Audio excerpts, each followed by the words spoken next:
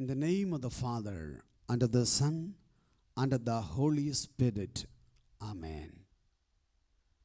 My dear brothers and sisters in Christ Jesus, welcome to this Divine Light Sunday reflection. We are in the 28th Sunday in the ordinary time. And today, our church has given very inspiring word of God for our reflection. That is a parable of the wedding banquet. We read in Gospel of Matthew, chapter 22, verses 1 to 14. There was a king who arranged a very grand wedding party. He invited the guest on that particular day. He sent his servants to inform them, but they were all saying excuses. Some went for their own business, cultivations, and family matters. Still more he sent. And those people, they killed them, mistreated them, and stoned them. And the king came to know about all these incidents.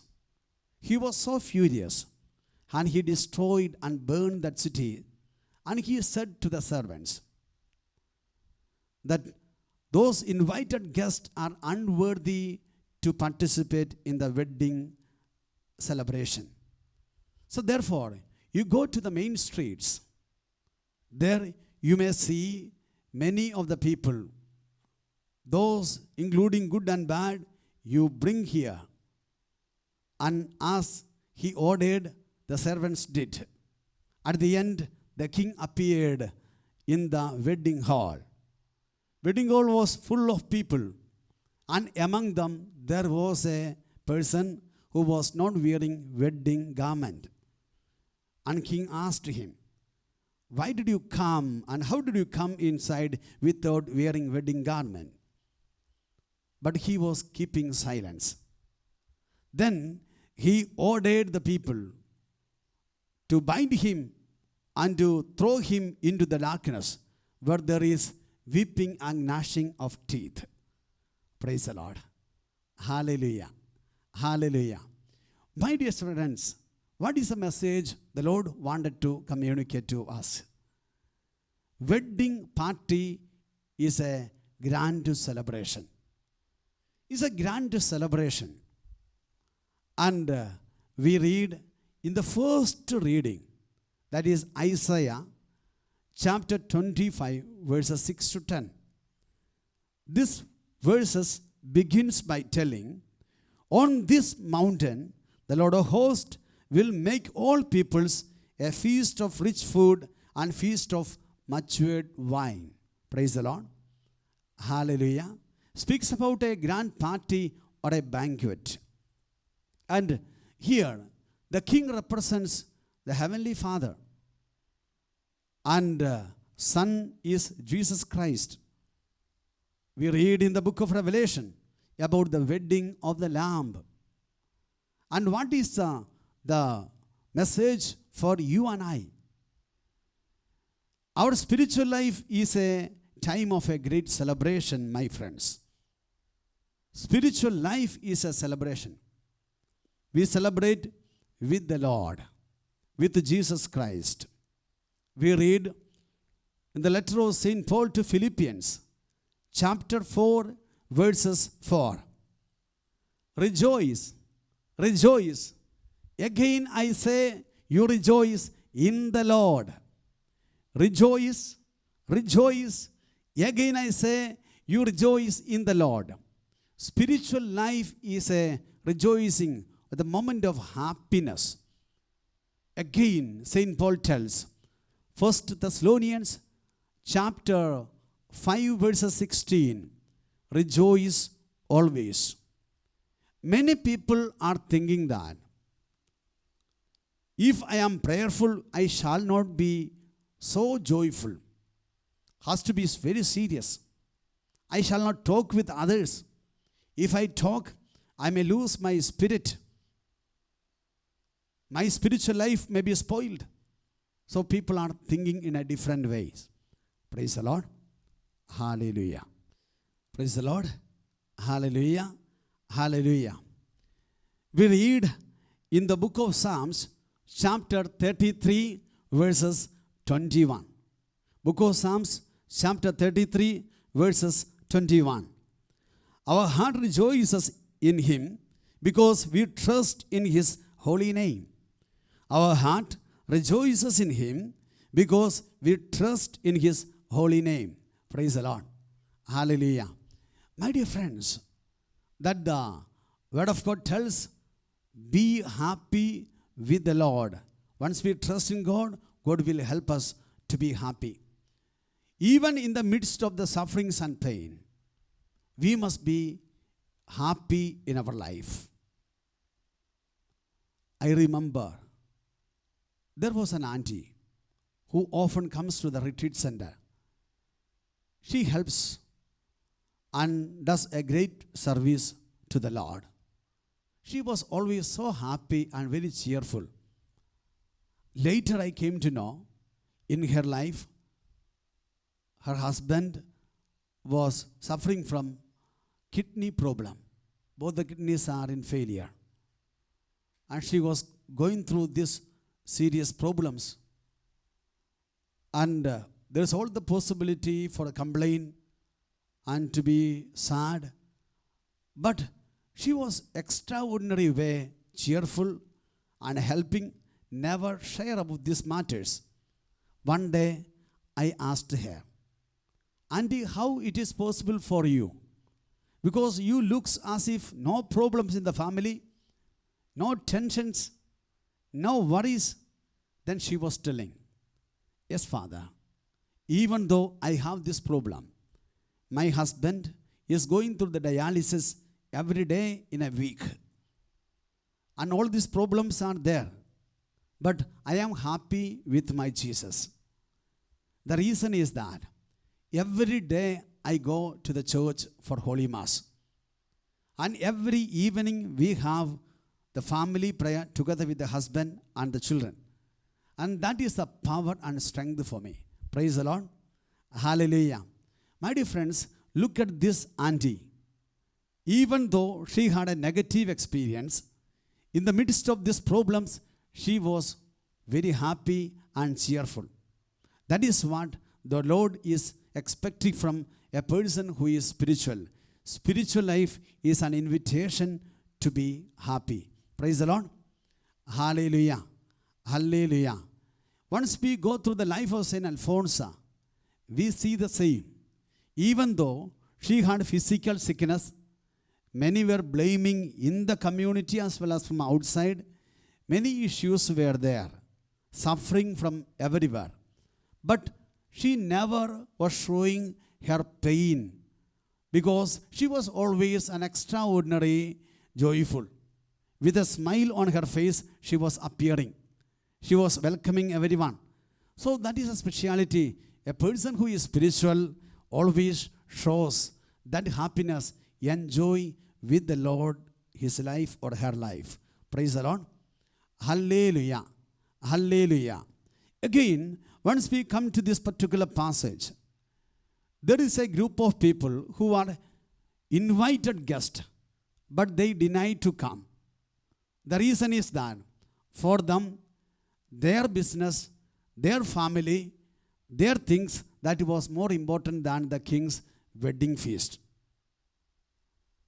We know if someone who is hired to us, a VVIP people or a chief minister is inviting us for a party, that is really a great privilege for us.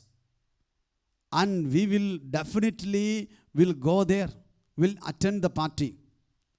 But here, even though a great king invited, they were not feeling that privilege. They were not feeling that happiness. Rather, they were feeling a kind of discomfort for participating in that joy. Praise the Lord. Hallelujah. That is the reason that they were telling certain excuses.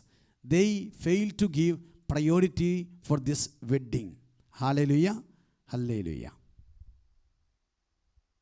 Praise the Lord. Hallelujah. Hallelujah. My dear friends, there are times we have a temptations to give priority to the less important things. See, a word that set your priority is a very important in the society. For a success of a person, many advises that you have to set your priorities to the certain things. If you wanted to be a disciplined, set your priorities. If a child who is studying, if he or she wants to get a good result, teachers tells you set your priorities. That which is you feel very weak in the subject, you give more importance. Set your priorities. This is not only in the secular world, even in our spiritual life. My dear friends, we need to set priorities. Our priority is on Jesus. Our focus is on Jesus. Then all will be connected with the Lord. All will be connected, and we will find our time for the prayer, for the Holy Mass, and other things. So, more important and the most important for our spiritual life is our focus that is on our Jesus. Praise the Lord. Hallelujah. Hallelujah. There is a temptation that comes. We read in the book of Genesis, chapter 26, verses 1 onwards, about the life of Isaac. Isaac, in his life, he was a shepherd. And he was moving from one place to another along with the sheep. Once he reached a place called Haran. Once he reached there started the problems. There was severe drought. No rain, no grass, no food for the sheep. Since there was no food for the sheep, he was little tensed. Then someone was telling, better to move away from here.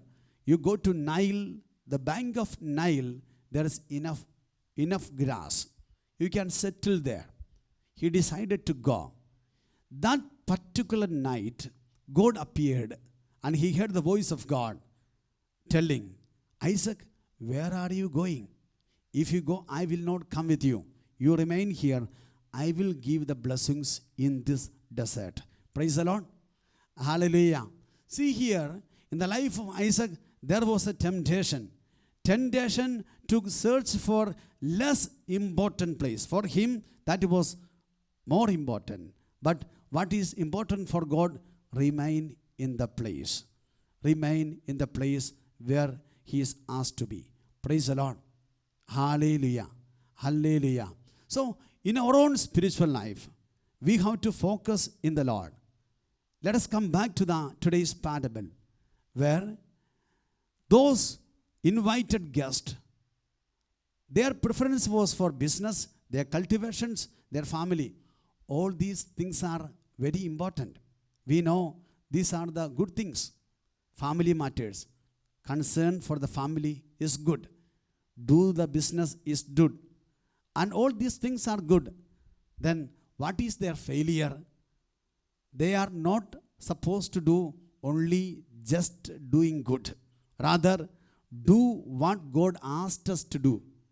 That is very important for us. Not just to be satisfied with doing good.